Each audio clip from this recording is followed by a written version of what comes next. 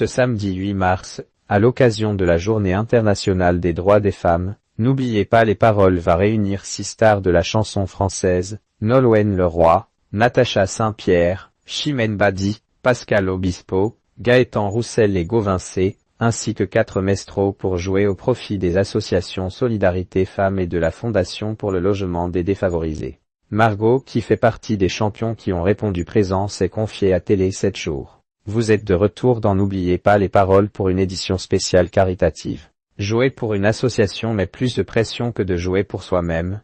Margot, personnellement, je trouve que la pression est bien plus forte pendant les Masters, car on est en vraie compétition. Là, on sait que, quoi qu'il arrive, les associations recevront des fonds et qu'on joue en équipe. Donc, non, je n'étais pas particulièrement stressé par le jeu. J'étais un peu intimidé, car il y avait du monde venu spécialement, mais sinon, j'étais plutôt détendu. Avez-vous tout de même préparé l'émission d'une manière spéciale ? Non, pas vraiment. Les Masters n'étaient pas si loin, donc tout était encore assez frais dans ma mémoire. J'ai simplement réécouté quelques chansons comme je le fais toujours, mais je ne me suis pas remise à travailler intensément. Vous retrouvez aussi Nagui sur le plateau. Avez-vous eu l'occasion de le revoir depuis votre passage à la 2e place du classement ? Non, je ne l'avais pas revu depuis et bien sûr, il m'a taquiné. Maintenant, il m'appelle Margot-Antoinette. Parce que vous avez perdu votre couronne. Exactement. Quand Benoît m'a dépassé, j'avais dit à Nagui, il va falloir me trouver un autre surnom. J'avais suggéré Marie-Antoinette, et voilà comment je suis devenue Margot-Antoinette. Pour cette édition spéciale de l'émission, les épreuves sont un peu différentes. L'une d'entre elles vous a-t-elle semblé plus difficile ?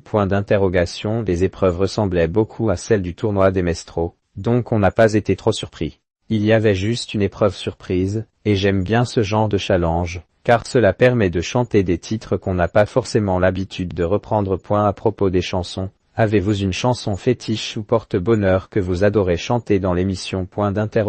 Qu'est-ce une question piège. Rires, il y en a tellement, mais si je devais citer un artiste, ce serait Francis Cabrel. C'est vraiment mon chanteur préféré. Les célébrités avaient-elles des appréhensions ? Avez-vous ressenti une appréhension ou plutôt une excitation à l'idée de jouer aux côtés de célébrités?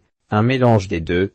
J'étais un peu intimidé, mais pas stressé par le jeu en lui-même. D'ailleurs, c'est Natacha